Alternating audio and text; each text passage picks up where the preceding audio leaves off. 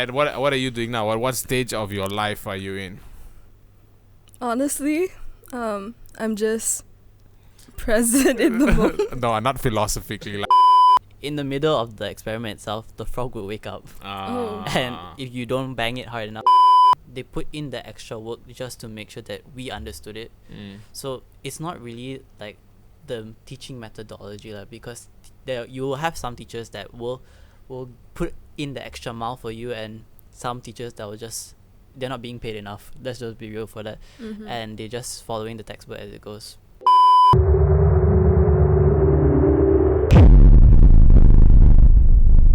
Hey everybody, welcome to Cut the Stem. It's so good to be here, and we've got some special friends here. We've got Eric, who you may or may not have seen in previous episodes. Hi. And today, introducing a new, younger, fresh member of the revolving cast is our new friend, Zoe. Hello. Yeah, that's right. Give it up, everybody. Yeah, welcome, Zoe. Woo woo. So cool. I'm glad to be here. Yeah, Zoe is why? Are you okay? They're such happy people. They love podcasting. So Zoe, like, I'm gonna ask this for people to get to know you a little bit. I'm gonna ask some questions like how old are you? I'm 17. You're 17. Fantastic age to be alive. It really is. And what are you doing now? What stage of your life are you in? Honestly, I'm just present in the moment. No, not philosophically. Like, I mean, are you done with school? Yeah, I'm done. Okay, I'm done with high school. Okay. I finished like in mid-July. Now I'm interning at Interning, here. alright. Where are you interning? Leaderonomics, yeah. Oh, yay. All right. We love Leaderonomics over here. Okay. And you just did your GCSE? Yeah, Okay. just did it. And few what are months you ago. doing now? Now I am working. Other than internship? And then I'm also doing SPM at the end of the year. Doing both. We will Yep. lean into that later when it comes to our topic of today, right? Yeah. And fun fact, fun question I like to ask everybody, because I feel that it tells a lot about the person. It's like, what is your favorite ice cream flavor? Was it because you had ice cream today? No, I did not have ice cream today. I thought you had ice cream today. I did not have ice cream today. Okay, fine. Anyway, my favorite ice cream flavor is, I feel like it's very generic. It's like strawberry cheesecake. Fantastic. What a great ice cream flavor that I never buy. So today's topic So mean. As you know, this podcast is all about STEM, right? It's all about STEM, and we've been kind of talking a lot about STEM in schools, right? Because of what this podcast is all about, which is about Space Camp and Space Quest and all the things that they do, and how students are learning it today. So we like to kick off with like an interesting fact that we have from the Ministry of Education. But before that, we have a sponsor, right? Oh, yeah. And we would like to cut to a video from our sponsor today. Welcome to Space Quest, where we inspire young minds through STEM. At Space Quest, we believe in the power of STEM to spark curiosity, ignite creativity, and open up a world of possibilities for students. Through hands-on immersive learning in space science, robotics, and cybersecurity, we aim to show young minds just how exciting STEM actually can be. From designing experiments that could be sent to the International Space Station, to tackling real-world challenges, we create opportunities for students to think independently, dream big, and bring their ideas to life. Our programs come in all shapes and sizes: camps, day workshops, CCAs, and more. And we're always looking to partner with schools and corporates who are as passionate as we are about empowering the next generation. Every great journey begins with a single step. Let's take it together. For more information, visit us at spacequest.asia to learn more. Now, back to the podcast. All right, and we're back. Thanks to our sponsor for that video and their sponsorship. All right, so like I said before, we have a fun fact that, not fun, it's not that fun actually, but it's an interesting fact that we should definitely talk about, is that in 2023, the Ministry of Education released a report indicating that 65% of educators believe the current STEM curriculum is outdated and does not align with the needs of today's students. Okay, so because it's the Ministry of Education, we can kind of assume that maybe it's more from an SPM kind of perspective than from some of the other exams that that are taken by people who are finishing their secondary education. But because we have a variety of opinions today, we have Eric, who is a what student? I'm an SPM science student. Yeah, SPM science student who went to university to study. Oh, shit. Biomedical science. Yeah, so very sciencey right here. And then we have Zoe, who, like she said before, just finished her GCSE and now is kind of trying out the whole SPM thing as well for various reasons that she may or may not get into, right? So, considering that's on her own podcast. Yeah, it's called Zoe Talks. It's coming out next week. Okay, so Sure. having like just taken the exam, right? We'll start with you first. Like having just taken an exam, like you Right. had a very fresh IGCSE experience. Like, can you talk about like your experience concerning like the STEM subjects? First of all, did you take, how many science subjects did you take, or as STEM related subjects did you take, and what was your experience kind of doing that? Okay, so I took science stream, so I had about 9 subjects to study for, and so it was biochem and physics. It was honestly a lot, and the sad thing is I didn't really grasp the topics that well until like the last few months before the exam, where I was just like rushing everything, cause like honestly teaching in a And I'm sorry, I'm gonna assume you also took math. Did you take regular math or did you take like ad maths? took both. You took both. yeah So biochem okay. and physics. Biochem, physics, maths at maths, Okay. English, Okay. Malay, Chinese, and ICT. Yeah, ICT is more like the IT kind of base Yeah. subject, I'm assuming. All right. Okay.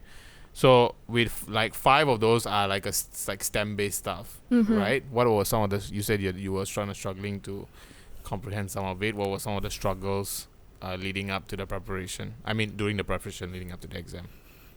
For me, honestly, maths was fine. Mm. Like, for biochem and physics, for those 3 subjects, I found it a little hard to understand and like connect them together, because I mean they're all science, so they should be connected in one way or another. But I felt like it was a little hard to connect. Like In what way? like in the application, right? Because like the teacher will be teaching about like one thing, right? And then when you do the exam, it's like asked in a different way, and like you're not really taught how to like apply that. So Right. like, you know, that kind of process, the application, it's not really taught that much Okay. So in schools. So if I'm gonna summarize that, and you can tell me if I'm accurate. I think one of the problems is they were teaching you how to pass the exam and not how to actually learn these concepts and sort of apply them. So the education was more about, we're going to teach you the things that you're going to need because they are covered in the exam and not for the sake of like learning. Yeah, it honestly felt like we were learning just for the sake of learning, and not like, oh, this is actually something that's like, oh wow, did you know this? And yeah, it really didn't make the subject interesting enough. Okay, so Yeah. if we can kind of dive into that a little bit further. So now we're moving from like the content based to sort of like, how do you execute these, or how do you how do you teach in the classroom? How much do you think is based on, because the MOE thing is all about what is in the curriculum, right? How much do you think is actually the teaching methodology versus the actual curriculum in your IGCSE experience? What's the problem? Sorry, can you repeat that again? I can repeat that for you, right? So there's 2 issues here. One is like, MOE has brought up that the curriculum is outdated. Obviously, that's more towards SPM. IGCSE, we can kind of, you would know. And then the other problem here is like the way they taught it. So which do you think was more of the problem? Like what was in the books or Here's the thing, right? Because, like, in the books that we even had, they weren't even, like, it wasn't even the right syllabus. So, like, we would rarely even use the textbook at all. What do you mean it wasn't the right syllabus? Like, because IGCSE, that most of the time, like, over the years, it changes, like, here and there. So sometimes the school will just stick with the same textbook, and, like, they will they not. don't update the textbooks. Sometimes they don't. Sometimes they Oh. do.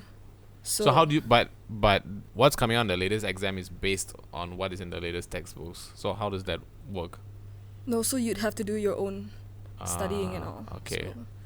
So, Yeah. So that goes back to something that we've kind of talked about previously. It's like there's a lot of supplementary things you have to do Yeah. to sort of manage Tuition and all. with all of that. All right. So let's kind of jump to like before we get to Eric. Now you're kind of preparing for SPM. Are you doing any STEM subjects in SPM? Well, thankfully, I'm not doing bio, chem, and physics. Okay. I'm doing combined science. Okay. Yeah. All right. And how is that studying for that? How's that been? Honestly, like, the syllabus is so much more different than, like, the IGCSE one. Mhm. Like, compared to, like, a science stream student there, and then being like a kind of art, I would say.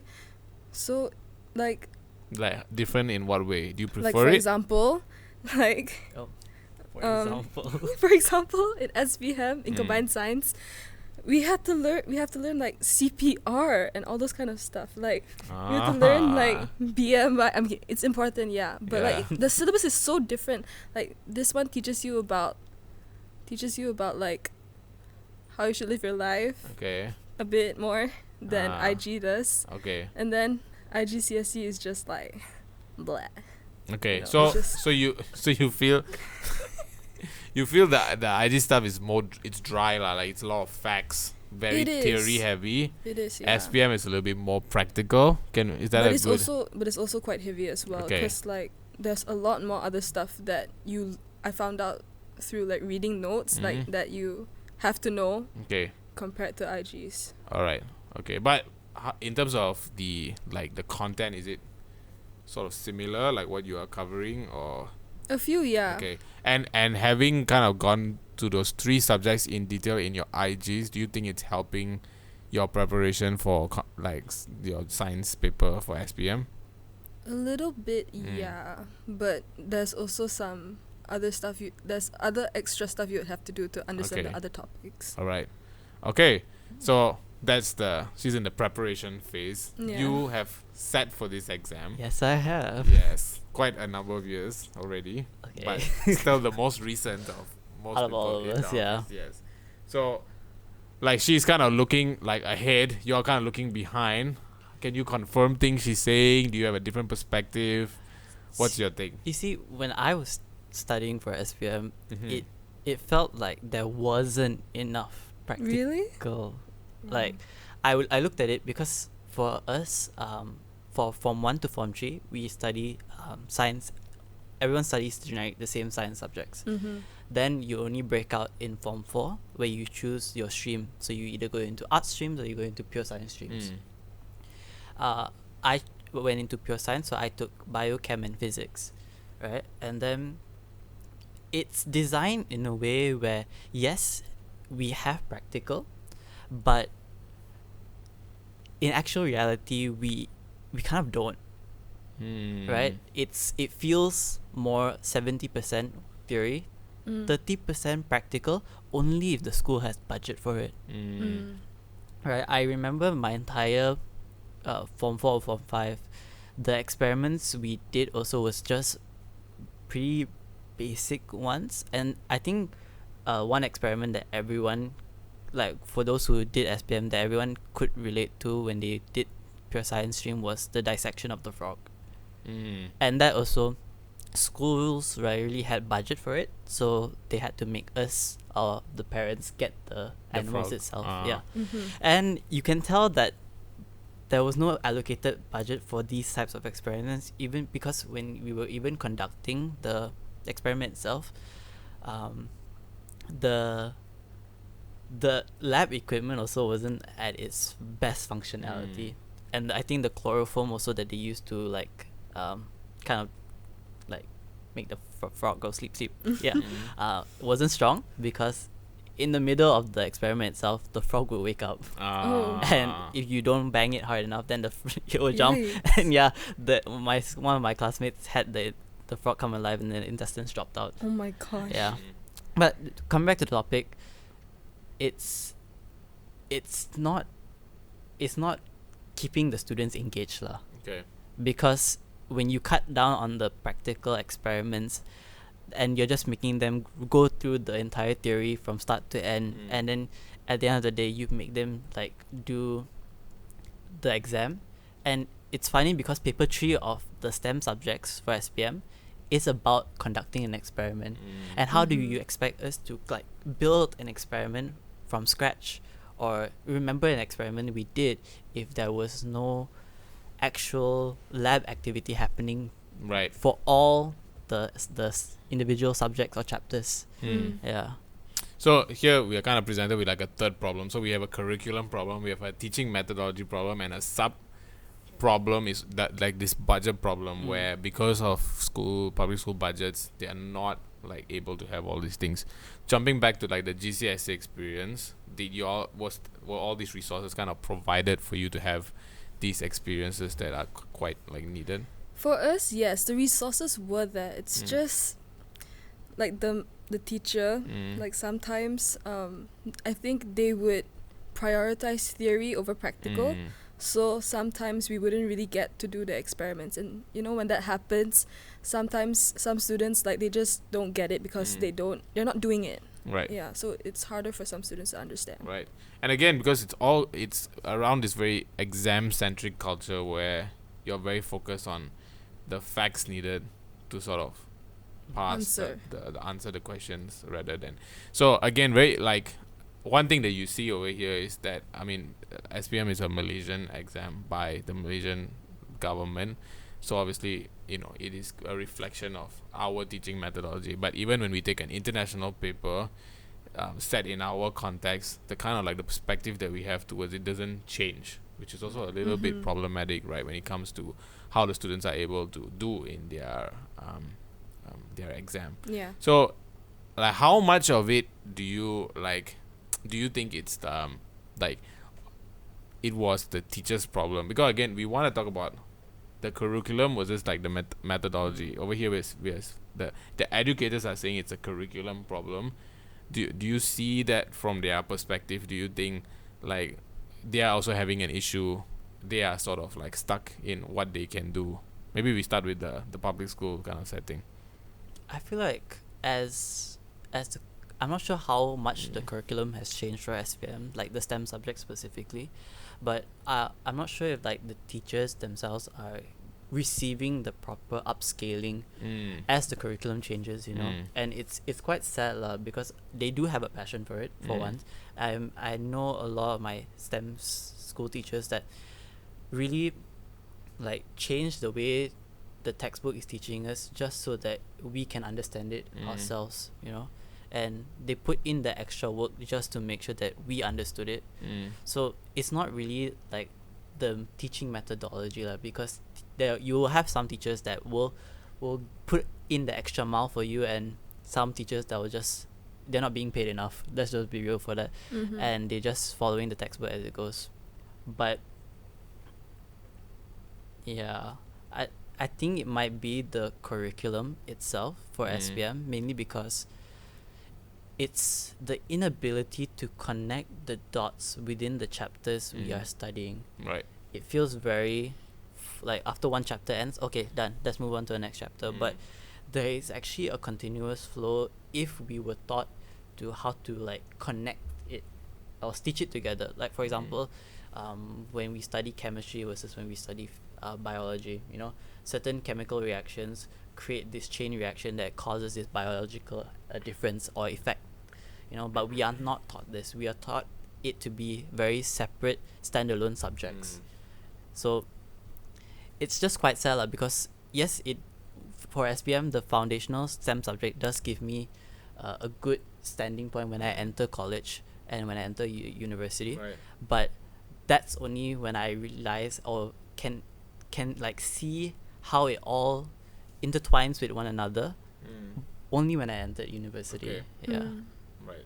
So let's go like the school you went to, it was private right now, was it? It's Semi international now. international now. Okay, so you pay to go to that school, Yeah. right? So when you're there and the education is not free and it's quite costly, I think parents, students, they have different expectations. Yeah. Do you feel like your expectations were met in terms of the fact like you're learning all these things, you're finding it very difficult to grasp, you're paying for this on top of that? Like, do you think it was worth it? Honestly, not really. Mm. Because like I said earlier, like I kind of struggled a lot with like biochem and physics. And I mean, I had a friend who had a teacher who wasn't really sure on how to teach a topic, and he said that he'd look on YouTube to find out how to do it. So it's like, wow, Okay. like, you know, we're paying you to like teach us and all, but then like you don't really know it that well. Right. And considering the teacher had years of experience to teach it and is still that unsure, it's like, But why do you think like the teacher couldn't teach that topic? Is it because it was a new addition into the curriculum itself, or? From what I know, that particular topic wasn't a new one, but I also understand that teachers also they can get confused sometimes, and you know they mess up too, and like you know the curriculum changing sometimes can also mess with your head as well, because like you're teaching new stuff as well. So Yeah. So I mean, one of the things that we've been kind of circling around is like lack of experiential learning. Everything was very theory heavy and all that, and I think this really ties back to what Space Quest kind of does, which is space camp, right?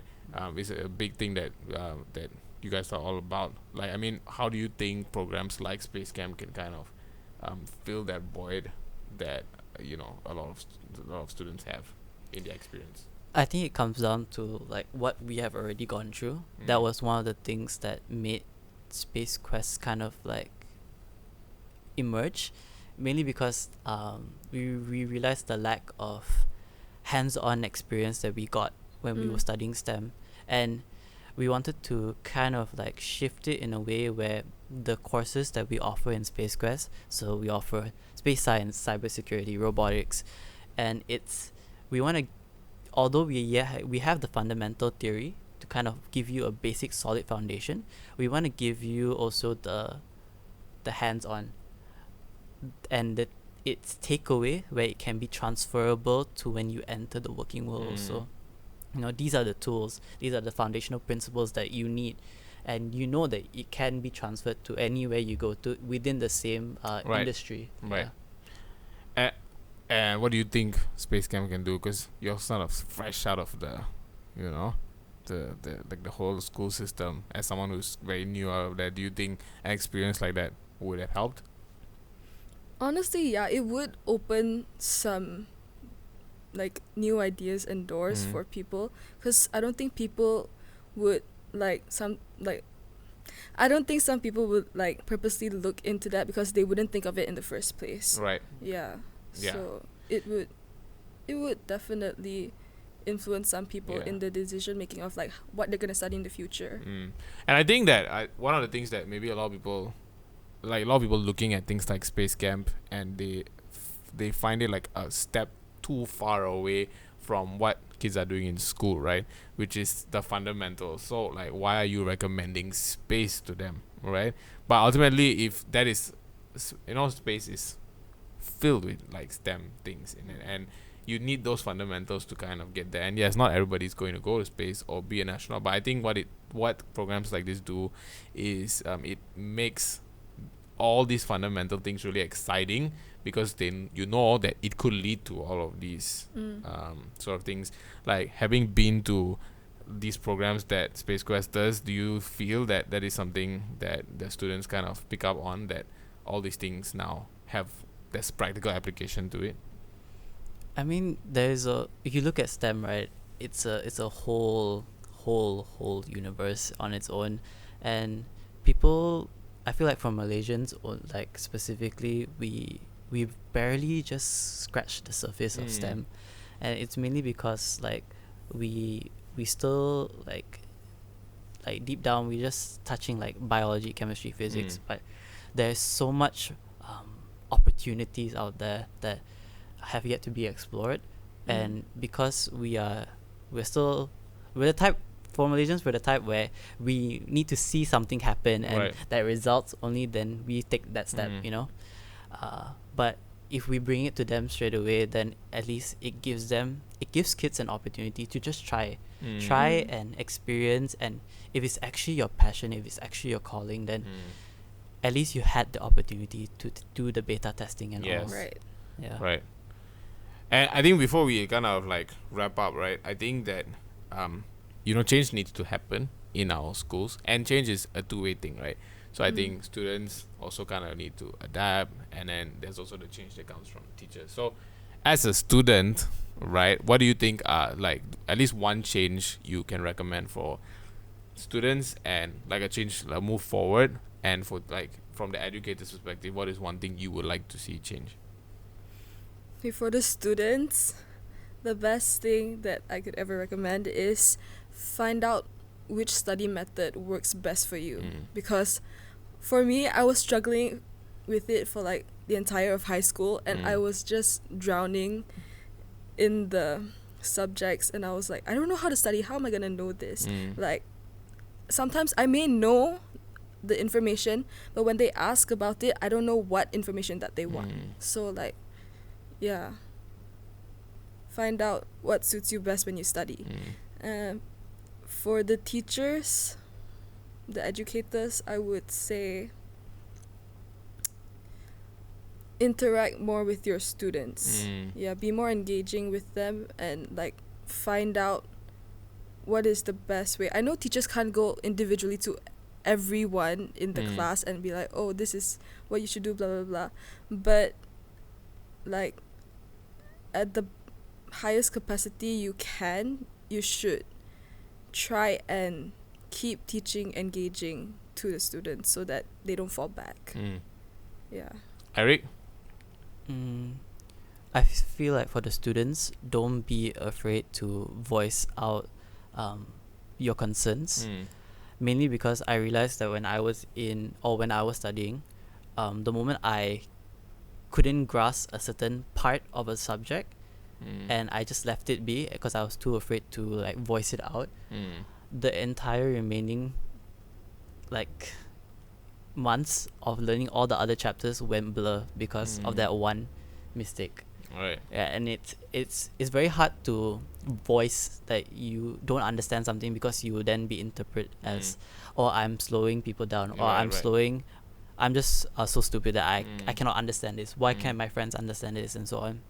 So don't be afraid to just ask for help. There are so many people that understand it and are so willing to help you. For the teachers, thank you so much for being so strong and so passionate in what you do to teach us all these subjects.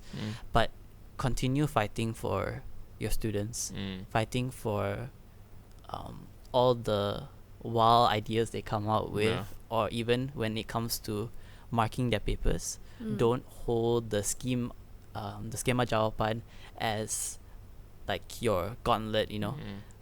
If you realize that there is creativity in the answers that they write, fight for it, because it's possible that they might be right, and by you like diminishing that it's not within the scheme makes them feel like, oh, maybe my opinions don't really matter. Right. Yeah. All right. So there you have it. You've heard some two very interesting perspectives. There are differences, similarities, and if you have an experience that kind of aligns with theirs or doesn't, I mean, you can leave a comment and just let us know, like, what you agree or disagree about, and we'd love to hear from you. That has been Cut the Stem. We'll see you guys next time. Bye. Don't forget to like and subscribe and ring the all that notification stuff. bell. See you next episode. Bye. Bye.